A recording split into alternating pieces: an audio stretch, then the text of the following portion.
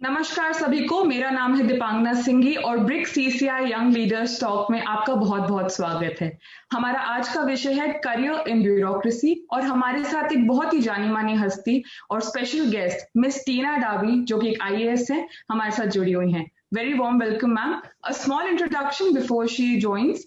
So ma'am is right now posted as the Joint Secretary Finance for Government of Rajasthan. She has been a UPSC topper in 2016 and she is also an honorary advisor for BRICS Chamber of Commerce and Industry, New Delhi. Welcome ma'am, it's great to have you here. Namaskar. Very happy to be connected with all of you today. Thank you for having me. Thank you ma'am. So without wasting any time, let's cut the chase and बातें शुरू करते हैं. So as a beginner would ask, what does a career in civil services look like? So civil services से सब IAS ही समझते हैं. So how do we go about the whole process? Right. Many people mistakenly believe the civil services just to be the Indian administrative service. However, civil services, generally speaking, is being part of the overall administration, the overall governance of the country. So apart from the Indian administrative services, we have other services also, such as the Indian police services, the forest services, the foreign services, the revenue services, among many others. Hello everyone, welcome back to Unacademy. दोस्तों, Unacademy आपके लेकर आया new batches for UPSC 2021 2022 2023 aspirant जो कि 25 of January से start हो रहा है। तो आप लोग अपनी जरूरत के हिसाब से 6 मंथ 1 ईयर या फिर 2 ईयर के लिए ज्वाइन कर सकते हैं। यदि आप हिंदी मीडियम में देने वाले हैं तो उसके लिए लक्ष्य बैचेज ज्वाइन कीजिए। इंग्लिश मीडियम में देने वाले हैं तो फिर आपके लिए मिशन बैचेज है। बाकी सारे डिटेल्स लिंक सहित आपको डिस्क्रिप्शन में मिलेंगे। इन बैचेज में complete syllabus, test series, PDF, study material, doubt clearing session, interview preparation, last minute revision, ये सारे कुछ मिलेंगे। और यदि आपने अभी तक एनसीईआरटी नहीं पढ़ा या फिर रिवाइज नहीं कर पा रहे हैं टाइम कम होने कारण, तो घबराने की कोई जरूरत नहीं, क्योंकि अनअकैडमी आपके लिए एनसीईआरटी बैचेज भी लेकर आया है जो कि 25 ऑफ जनवरी से स्टार्ट हो रहा है। यहाँ पे आपका कंप्लीट एनसीईआरटी कवर हो जाएगा एकदम कम टाइम में। तो आप लोग इन बैचेज में एनरोल करके अनअकैडमी सब्सक्रिप्शन का फुल बेनिफिट उठा सकते हैं। चाहे प्रिपरेशन के किसी भी स्टेज में आपको इन बैचेज से फायदा होने वाला है। तो ज्वाइन कीजिए अभी डिस्क्रिप्शन में दिए हुए लिंक्स और मेरा कोड दीपक वाई 10 यूज करना मत भूलिएगा, क्योंकि सब्सक्रिप्शन लेने पर आपको 10% का डिस्काउंट मिलने वाला है, सिर्फ और सिर्फ मेरा कोड दीपक वाई 10 यूज करके। Thank you. Now you speak about a beginner.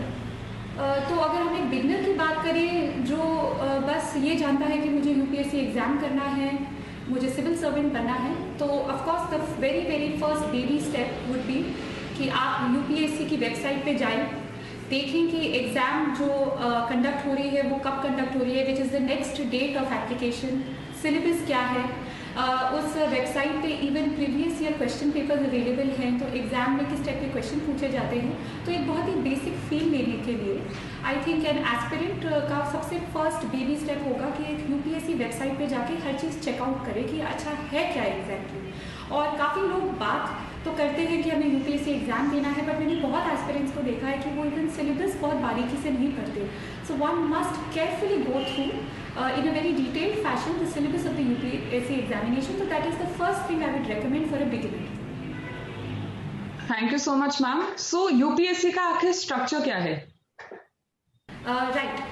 So the UPSC examination is divided into say 3 phases. So the first phase is that of the preliminary examination, जिसमें objective type questions, multiple choice questions पूछे जाते हैं. The second part of the examination is that of the mains examination, which is comprising of the written papers, and the third part, the third phase is the interview or the personality test.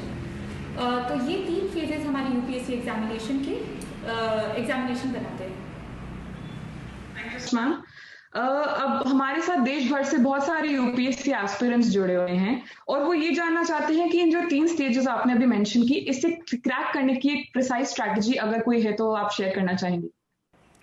Right, I'll try to be brief and concise, क्योंकि this is a question जिस पे बहुत सारी चीज़ें हैं जिस पे कही जा सकती हैं।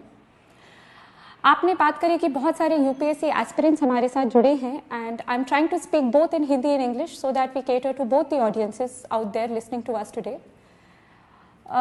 काफ़ी बच्चे जिनसे मैं भी इंटरेक्ट करती हूँ, एस्पिरेंट से इंटरेक्ट करती हूँ, तो वो पूछते हैं कि मैम अभी हम स्कूल में हैं और हमें यूपीएससी एग्जामिनेशन देना है या हम कॉलेज में हैं। सो अगर किसी स्टूडेंट ने अभी से सोच लिया है कि वो यूपीएससी एग्जामिनेशन देकर सिविल सर्विसेज में आना चाहते हैं, तो that's a very good start. क्योंकि स्कूल टाइम से ही जो स्पेशली हमारी 10th, 11th, 12th की जो NCERTs होती हैं सारे स्ट्रीम्स की, they form a huge part of the UPSC syllabus.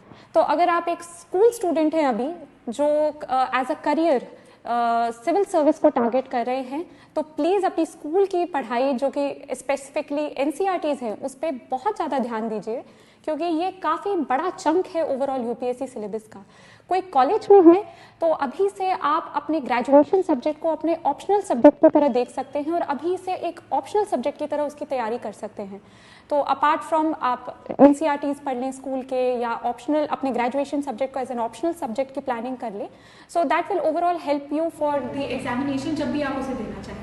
हम अगर वर्किंग प्रोफेशनल्स की बात करें तो ये चाहे कोई वर्किंग प्रोफेशनल हो या एक स्कूल स्टूडेंट हो या कॉलेज स्टूडेंट हो, अगर UPSC की परीक्षा दे रहा हो तो ओवरऑल एक एवरीडे बेसिस पे 7 to 8 आवर्स की स्टडी रखती है। तो एक वर्किंग प्रोफेशनल को अपने अपार्ट फ्रॉम हिज और हर वर्किंग शेड्यूल वो टाइम फ्रेम निकालना पड़ेगा फॉर द स्टडीज।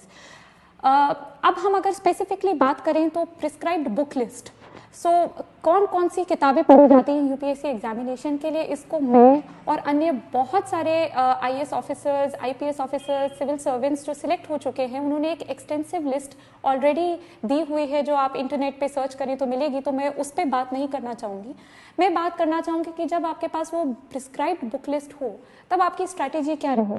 तो स्ट्रैटेजी ऑफकोर्स रहेगी कि आप उसे स्टडी करेंगे, प्रिपेयर करेंगे, उन बुक्स को आप मेमोराइज करेंगे, रिवाइज करेंगे। और मेरी इसमें स्पेसिफिकली प्रीलिम्स या मेंस के लिए ये एडवाइस रहेगी कि जो बुक्स हैं उनको मिनिमम आप 3 to 4 टाइम्स रिवाइज कर सकें before going for the examination, because then that will make you very familiar with what will be asked या what can be asked in the examination। दूसरी चीज़ जो प्रीलिम्स और mains दोनों के लिए वर्क करेगी वो है practising previous year question papers. तो आप प्रीवियस 10 ईयर्स के क्वेश्चन पेपर्स को बहुत एक्सटेंसिवली स्टडी करें, उन्हें अटेम्प्ट करें, उसके क्वेश्चंस देखें, उससे आपको आइडिया भी लगेगा कि किस टाइप के क्वेश्चंस अगली एग्जाम में पूछे जा सकते हैं। इसके अलावा मॉक टेस्ट पेपर्स जो आपको मार्केट में मिल जाएंगे, जो वेबसाइट्स पे मिल जाएंगे, कोचिंग इंस्टीट्यूट्स में मिल जाएंगे, बहुत सारे जरिए हैं। तो जो मॉक टेस्ट पेपर्स है उनकी बहुत अच्छी प्रिपरेशन करें, क्योंकि वो आपको बताएंगे कि करेंटली कौन कौन से ऐसे क्वेश्चंस हैं जो UPSC अपनी एग्जामिनेशन में पूछ सकता है। So practising, revising, memorising, these are the 3 pillars जो प्रीलिम्स और मेंस के लिए एक स्ट्रैटेजी आपके लिए बेनिफिशियल साबित हो सकती है। फाइनली अगर हम बात करें पर्सनालिटी टेस्ट के लिए, तो बहुत सारे एस्पिरेंट्स इस पे भी बात करते हैं कि मैम हमारे स्पीकिंग स्किल्स अच्छे नहीं है, कम्युनिकेशन स्किल्स अच्छे नहीं हैं। तो ऑफकोर्स पर्सनालिटी टेस्ट जो कि इंटरव्यू है वो काफ़ी ज़्यादा निर्भर करेगा कि आप कितना अच्छा अपने जो आपके ख्याल हैं, जो आपके थॉट्स है, how well you can put them into words. So of course you have to improve your speaking skills, and again ये प्रैक्टिस से होता है। सो आप चाहे मॉक इंटरव्यू टेस्ट लें या सिंपली एक मिरर के सामने प्रैक्टिस करें, but you have to practise how you present your thoughts in words and expressions. Apart from that, interview के लिए आप ऑलरेडी डिटेल्ड एप्लीकेशन फॉर्म जो भरते हैं उसमें आप खुद की ही बहुत सारी डिटेल्स बता देंगे, what has been your educational background, what are your hobbies, what are your extra curriculars, what are your interest, और काफ़ी सारे क्वेश्चंस इंटरव्यू पे जो आप खुद इन्फॉर्मेशन इसमें सप्लाई करते हैं उसी से पूछे जाते हैं। अपार्ट फ्रॉम दिस, जो प्रीलिम्स, मेंस या पर्सनालिटी टेस्ट की हम बात करें, एक चीज़ जो तीनों में कॉमनली होल्ड करती है वो है that you are very good in current affairs. तो आपको रोज़ न्यूज़पेपर पढ़ना आपके लिए मैंडेटरी है, आप करंट अफेयर मैगजीन्स पढ़ते रहिए। This will keep you abreast of current affairs, और इन तीनों फेजेस में करंट अफेयर्स से कुछ ना कुछ रिलेशन में कोई ना कोई क्वेश्चन आता ही आता है। So this is one thing which will be common. And अगर हम फिर से जनरल टिप्स की बात करें तो जैसे ये 3 फेजेस हैं, इन 3 फेजेस को निकालने में ही लगभग 1 साल लग जाता है। तो of course a lot of patience is required, hard work तो ऑफकोर्स आप देख सकते हैं कि 7 से 8 घंटे तो लग ही जाते हैं इतना वाइड सिलेबस कवर करने के लिए, बार बार उन चीज़ों को रिवाइज करने के लिए, क्वेश्चंस प्रैक्टिस करने के लिए, और जो मैंने पहले भी मेंशन किया current affairs. So this will give you a wholesome preparation for the comprehensive preparation for the examination.